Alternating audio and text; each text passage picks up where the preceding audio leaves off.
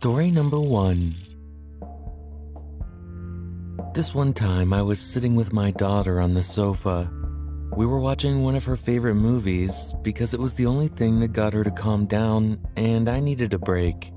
Halfway through the movie, my daughter stood up, slowly turned to look at me, and with the straightest and most serious face ever, she said, "The people buried in the backyard must have died screaming."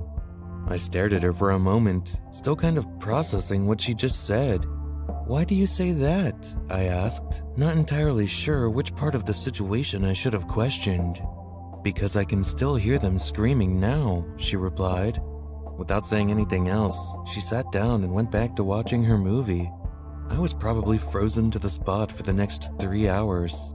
I do not know if there are people buried in my backyard or not, and I'm afraid to check. Story number 2.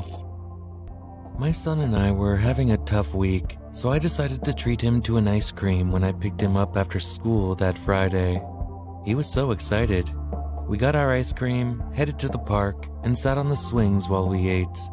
He randomly perked up and told me, "You're my favorite mommy." I laughed.